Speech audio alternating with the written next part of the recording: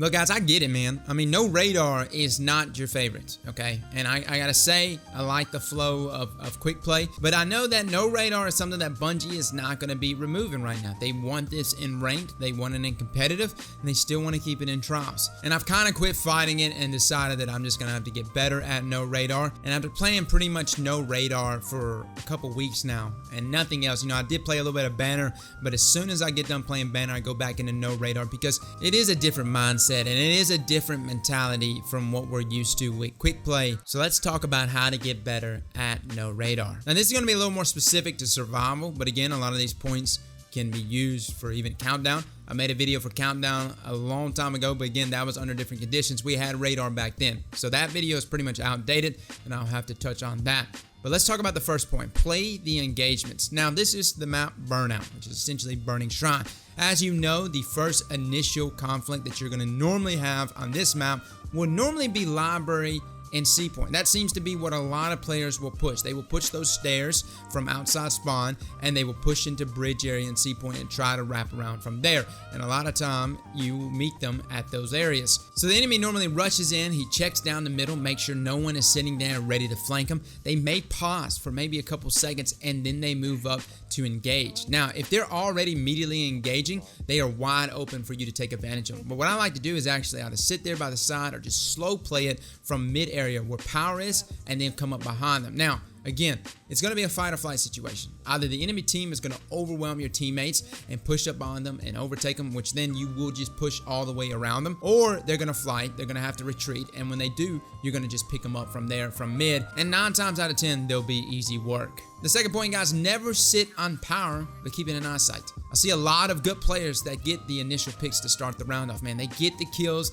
they go in there, they go ham on people, but they completely forget about power. Then you get that group that loves power, man. They just sit on it and wait for it to come up, which is just a really easy area for them to get arc bolted, and then all of a sudden you get team wipes. Keeping power within eyesight from like a vantage point, like bridge in this case, or just a lane is really the best way to keep it locked down. And honestly, you can even use power as a source to bait. Our third point, guys, is understanding spawns is just as important or more important than understanding the map. Guys, understanding the map is good. Knowing the call outs for different areas of the map is very important. But knowing where the enemy will spawn is huge. See, a lot of times if you're quick enough, you can get to the location of where the next enemy will spawn. The purpose of this is the game will register that you are now in that spawn right after maybe spawning 1 to 2 of the enemies. So right after that, it's not going to spawn the other 2 enemies. It'll essentially split spawn them. You saw these same tactics a lot back in Sweats. And once you get a team split spawn, it's just merely a matter of time before GG. So immediately after we get a wipe, I tend to start trying to push into the next area that I think they're going to spawn. Whether I'm in C point, obviously they're probably going to spawn toward A point. And so you want to cycle to those different areas and start getting the split spawn going. But be careful because sometimes you misjudge the time and you may just be walking into a 1v4. The fourth point, guys, power weapon users must anchor. So this is really important to me, man. So whether you are using a sniper, a fusion, a grenade launcher, or even a shotgun,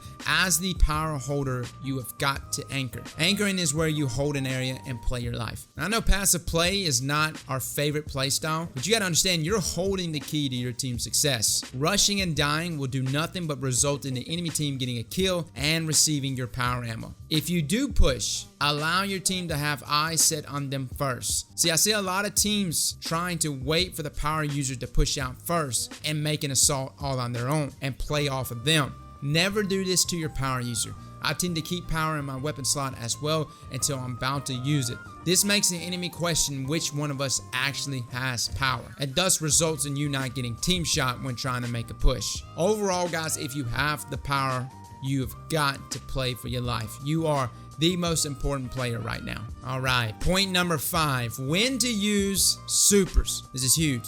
Supers can win the game, of course, but it can also get you in a pinch, guys.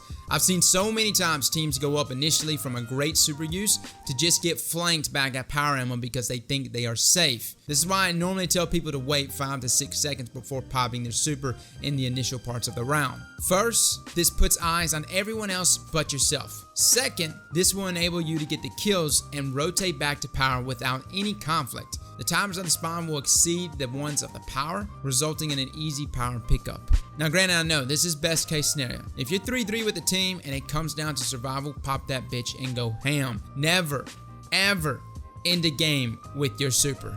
Our 6-point, guys, is be unpredictable. Now I know that's a lot easier said than done, but really just try to be a little unorthodox. Try to go into point A and instead of exiting point B predictably, just sit. You know what I mean? Sometimes it's best to just sit right there. Sometimes it's best to double back. A lot of times I look like I'm running to a certain area to not even come out of that point or that opening or that exit, and I'm just actually just sitting there waiting a little bit before circling back around.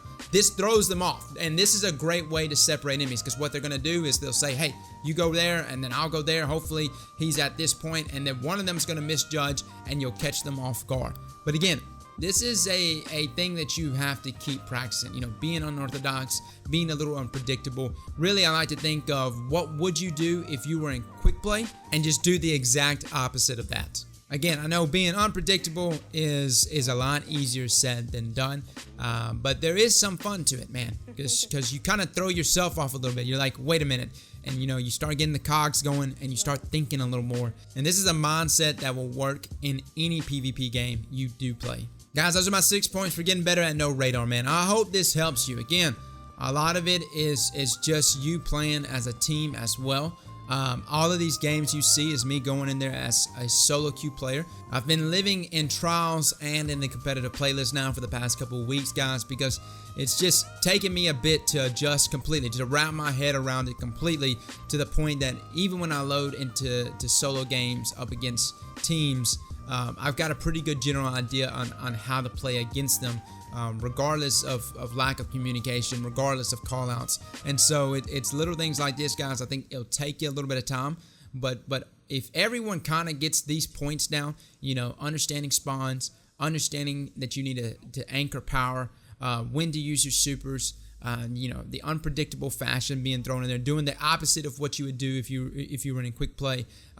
These things like this, man, really help. And I can promise you it'll make all the difference for you when you actually get in there. Guys, thank you so much for coming to watch this video. If you enjoyed this video, man, slap that like button. And as always, guys, slap that like button like your mama told you right.